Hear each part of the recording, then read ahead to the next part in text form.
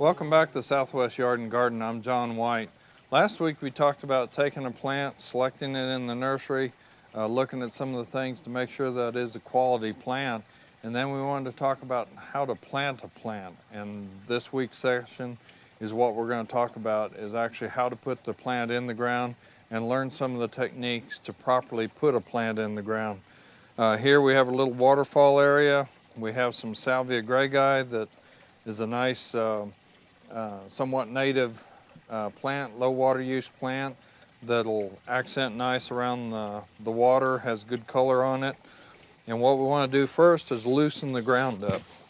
And the rule of thumb on loosening the ground is to loosen it 3 to 5 times the diameter of the root ball of the plant we're going to put in. So we want to loosen this good to the depth of the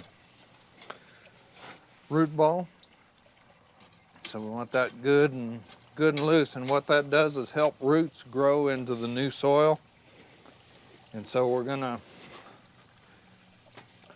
look at our width. We've got about 30 something inches here, and the width on our bucket is 10 inches, so we have loosened roughly about a 30-inch area here, and so that's what we do want.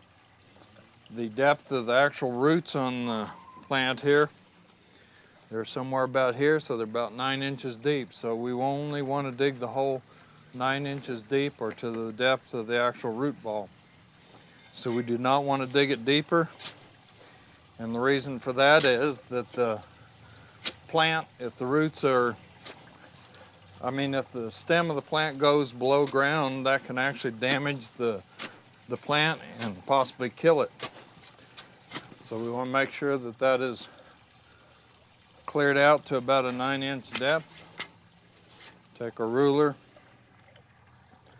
kind of see that we're in that neighborhood. So we'll get out some of the extra soil.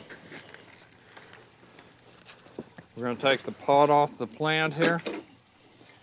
And we can kind of see this particular root ball. We've had some areas where some of the soil has drained out of it. We're going to loosen some of the soil on the sides of the root ball. This is kind of new information, so we don't want to be putting the root ball right back in straight out of the pot. We want to break it up a little bit. I can see this particular container, the soil is wet on this one side and a little drier on this side, so it has not been wetting through good. But we want to tease it to where those roots are sticking out on the edges, and we've broken up some of the actual hard layering on the outside, and if there's any encircling roots, we've taken those off. So we're going to take this container,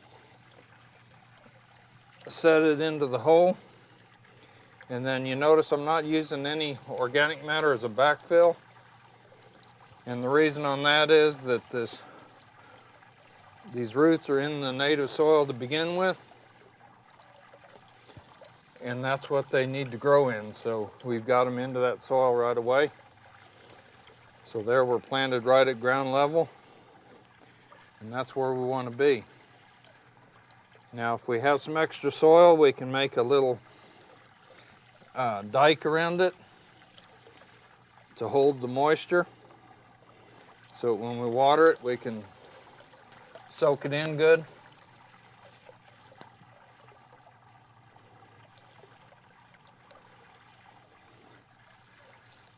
But that's one of the things that we want to look at. And again, with the encircling roots, we want to make sure that any encircling roots are cut with a knife or pulled loose so that they aren't left in that encircling fashion. Whether you want to use a root stimulator, anything like that, that is your choice. Plants can be planted without it, but if you feel more successful with it, then by all means go ahead and use it. But it is important to get this plant watered down as soon as you get it planted.